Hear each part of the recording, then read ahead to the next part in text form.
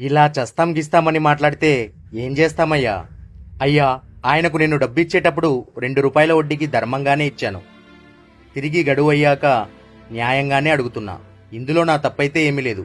ఇప్పటిదాకా అతని కష్టాలు ఎలా ఉన్నాయో విన్నారు. ఇప్పుడు మాలాంటి వాళ్ళ కష్టాలు ఎలా ఉంటాయో చెప్తా వినండి. మా కర్మ ఎలా ఉంటుందంటే, వీళ్లకు మేము అప్పిచ్చేటప్పుడు దేవుడిలా కనిపిస్తాం, కానీ తిరిగి ఇవ్వమంటే రాక్షసుల్ని చేసేస్తారు. తీసుకునేటప్పుడు వీళ్ళు మా ఇంటికి ఒక్కసారి వస్తారు, కానీ తిరిగి ఇవ్వమని వీళ్ళ ఇళ్లకు ఎన్నిసార్లు వెళ్తామో లెక్కనే లేదు.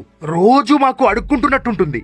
చిరాకు వచ్చి కోపంతో ఒక మాట అరిస్తే మాకెన్ని బిరుదులో నీచుడని, నికృష్టుడని, జాలిదయ లేనివాడని ఇరుగు పొరుగు వారికి చెబుతూ ఈ సమాజం దృష్టిలో మమ్మల్ని చెడ్డోలుగా చేస్తారు, చెడ్డోడిగా ముద్రిస్తారు. అవసరానికి ఆదుకొని చెడ్డోడే ఎవడెవడైనా ఉన్నాడంటే అది ఒక అప్పిచ్చేవాడే.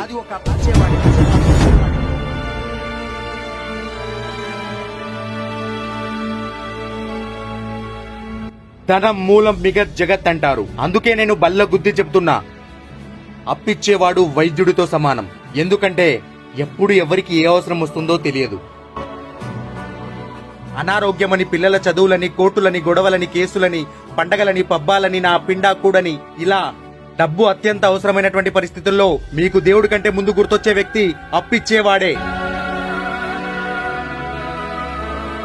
కాబట్టి